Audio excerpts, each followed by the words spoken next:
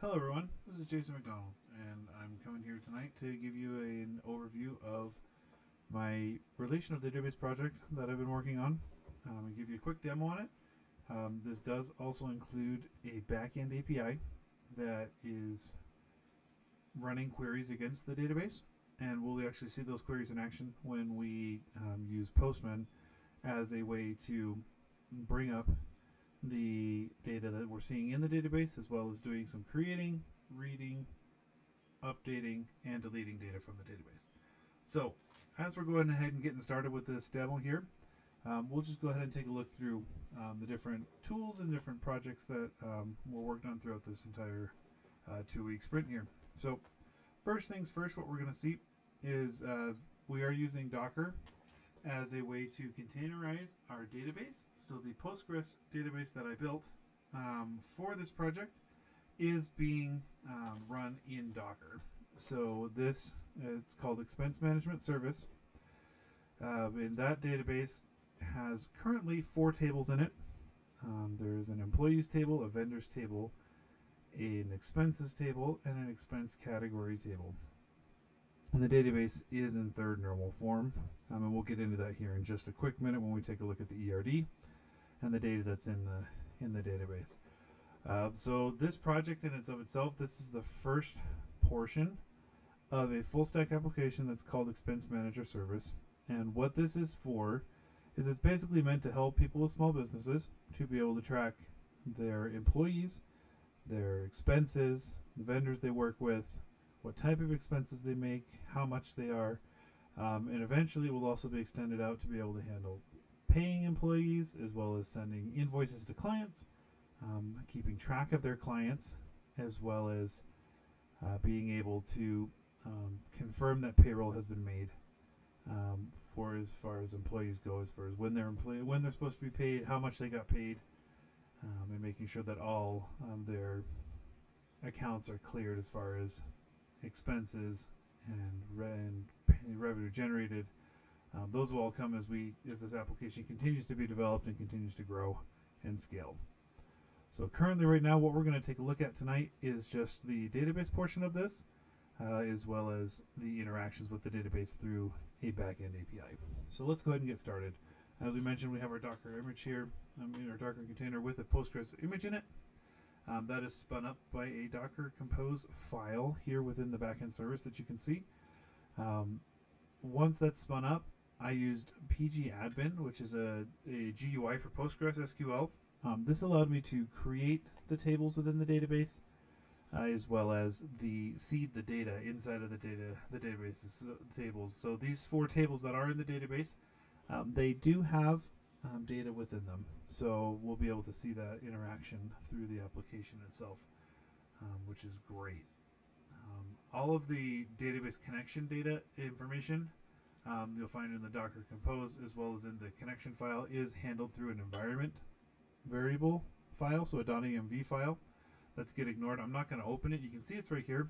This is the one that's in the root that handles the server side of this here. And you can see that there's a client side that's prepared for a future development endeavor here, probably in about a month. That'll get to work on that side. So that will be a future project. So that's why tonight we're just going to be using Postman to go through the different interactions. If you were looking to set this up locally for your project, you'll be able to use the Docker Compose file. I do recommend that you have the .env file made, and that you specifically have the database username and database password in there, as well as for the connection you add the host, port, and database names. You can get the host, port, and database names from the Docker Compose file here. So you'll be able to map that out correctly in your .env file. So that's going to be super straightforward for you.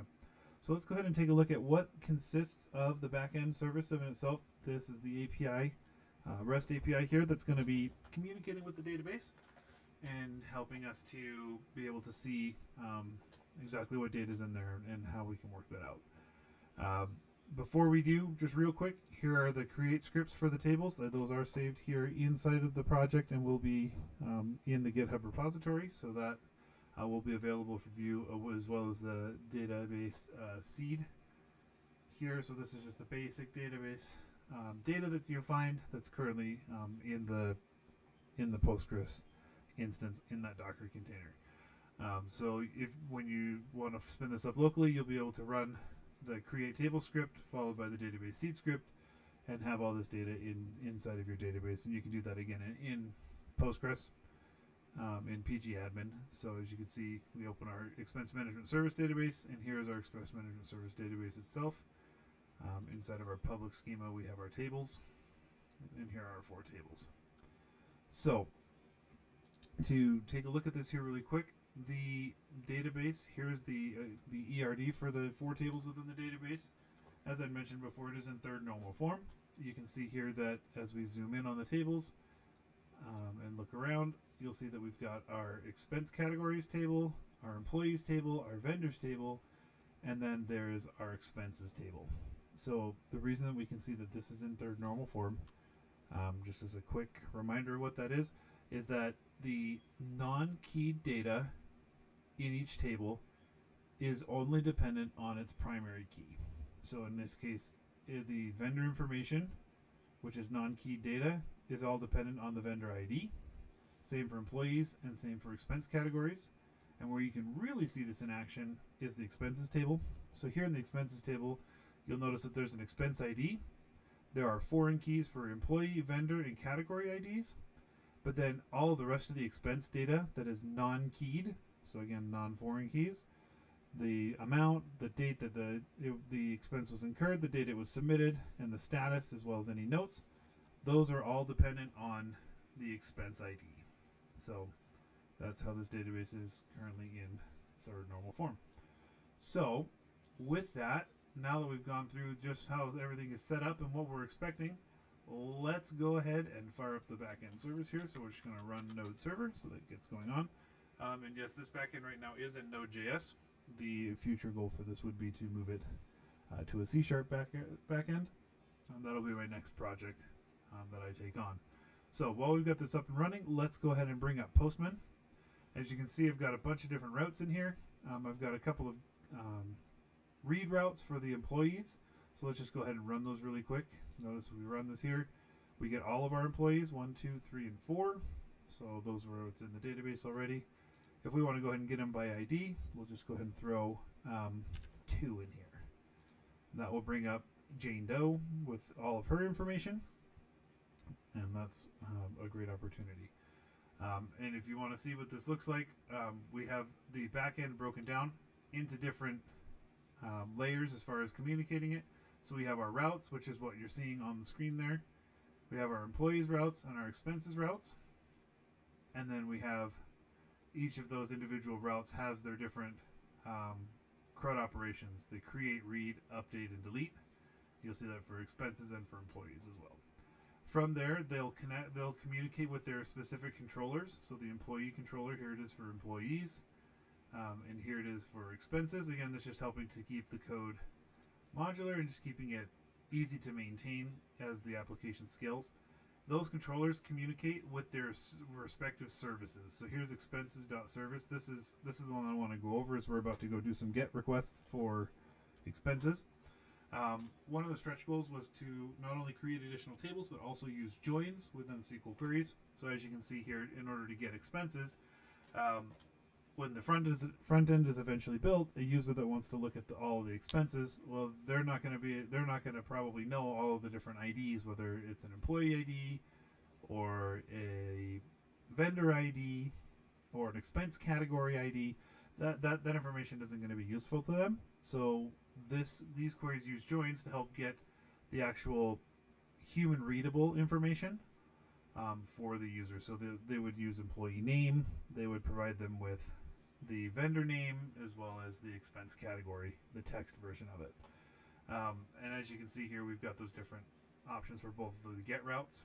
Now, when it comes to creating expenses, again, once the front end is created, the data that employees are going to enter, they're not going to be entering the IDs for the vendors, for their employee ID, although they might know that, or the expense category ID, because as that scales, it's going to be hard to remember all the different numbers. They're going to be using text, right? They're going to write their names, they're going to put the vendor name and the category, the expense category and text. So there are 3 helper methods within this service file here that you'll see down below. So these 3 helper methods are get employee ID, get or create vendor ID, and get or create category ID. So what this will do is this will turn the text from the form that employees would fill out on the front end into their respective IDs to be able to correctly either insert or create. So to create or insert, update, or delete create or update, the correct data in the tables. So that's a great idea. And if there ever was a need to delete an expense from a table, by running the get all expenses, it does return expense IDs, so that makes deleting the expense itself much easier for whoever's using the front end on that. So as we switch back over to Postman and we make these runs through the code, we'll just go ahead and get all expenses here. And what you're going to see is the different expenses, the cost, their incursion date, when they were submitted, their status, and everything that was needed. So they've got that there. Now if we want to get a specific expense, we'll just go ahead and get expense 3. And you'll see that expense 3 is a pending request for software from Amazon. So that is all squared away and able to pull back up in our get routes. We will do some creation here today. We're going to create a new employee for the company. So we'll just go ahead and take this information. Now this is the request body in and of itself, going down the employee's route.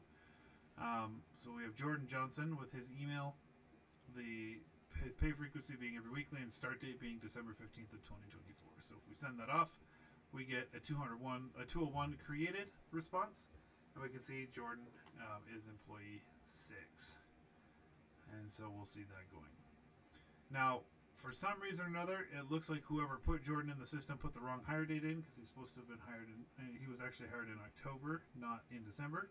So we want to update that. We'll just go ahead and update his with his employee ID. His employee ID is 6, as we saw before. We'll go ahead and send that off, and you'll see we'll get a 200 response back with employee ID 6, and now his start date is updated to 10/15.